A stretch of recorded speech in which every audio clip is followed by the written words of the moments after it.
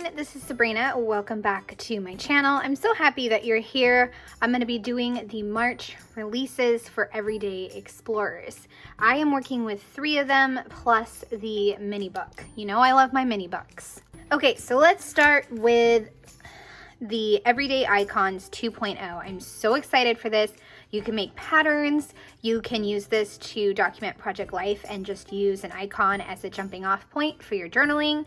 So you have cameras, a book, YouTube, several smiley faces, happy mail, headphones. I mean, look, the possibilities are endless with this stamp set. So I'm very excited to have this one in my collection. Same thing with this one, since my family and I love to get out of the house and get the wiggles out with the kids. That's what we said when they were little, get the wiggles out. So this is called Ready to Go, and it has explore, enjoy, en route, the great outdoors, love this, a ticket, a little label, here we go, official, we came, we saw, we explored. So lots of fun with this one. And then another prompt set, love adding these to my collection. This one is called These Moments, and it's a slice of my everyday, such good memories. So glad we captured this, a major milestone on the record, mom's cooking. So lots of great prompts to document not only project life, but kind of things that are in the past. So those are the 3 stamp sets that I'm working with.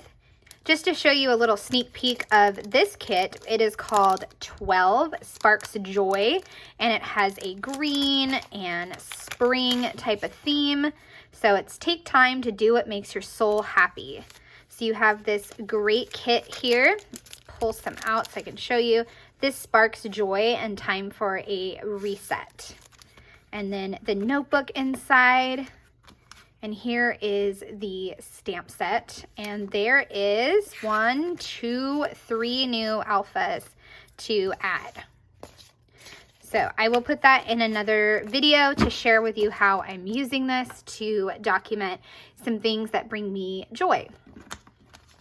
All right, so for the project that I'm going to do with the new releases, I'll be mainly focusing on the icons and these prompts. So this year, I, of course, am documenting myself, and I am trying to make it less, just less pressure on myself to get so many layouts about myself.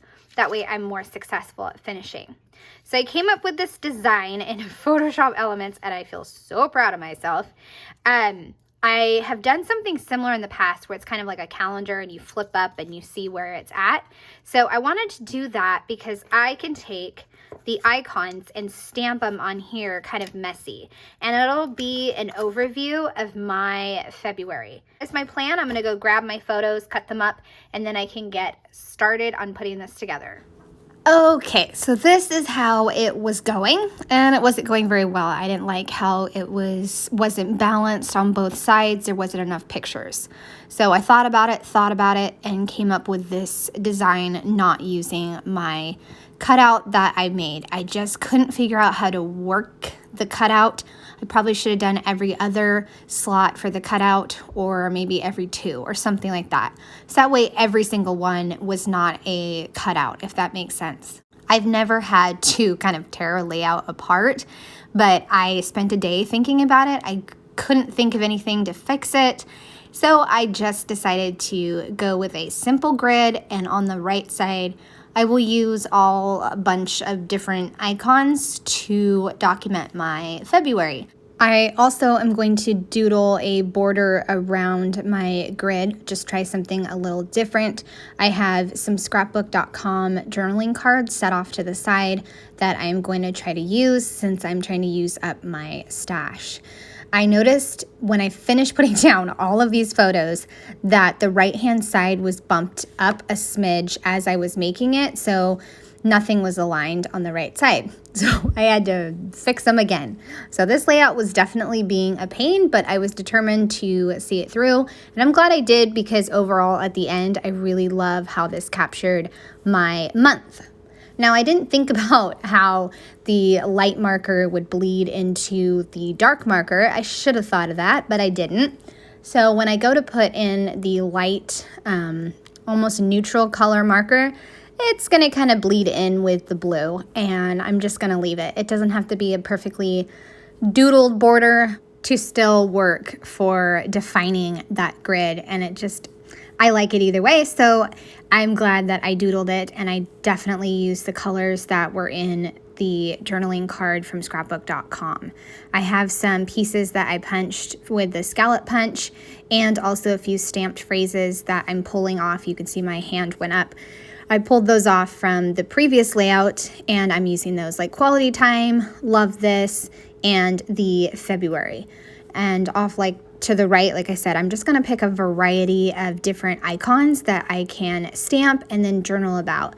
Usually an icon that will somehow correspond to whatever happened in the photo and whatever happened in my month. And I'll do a few journaling lines. Then I will journal about all the things that happened in February. And I just love this idea of taking this icon stamp set and just jotting down a little sentence about my month. And it's a great way to finish up my month. And I just love how it came together overall, even with all the bumps. I'm also going to stamp a few phrases from the prompt stamp set, like a slice of my everyday, such good memories, and feel like a kid again. Such good memories is going to go down in the bottom right with a mom friend and I. We went on a wonderful walk together. The workout photo is going to have a slice of my everyday life. There's also another stamp phrase in that same set that says a slice of our everyday instead of my. And down at the bottom where I'm in a cubby, I put feel like a kid again. Grabbed another journaling card with a pattern on it and stamped a few circles there. They're not full circles, I just tuck them in. That's one of my tricks, is just tucking it in and hiding the fact that it may not be a full circle shape.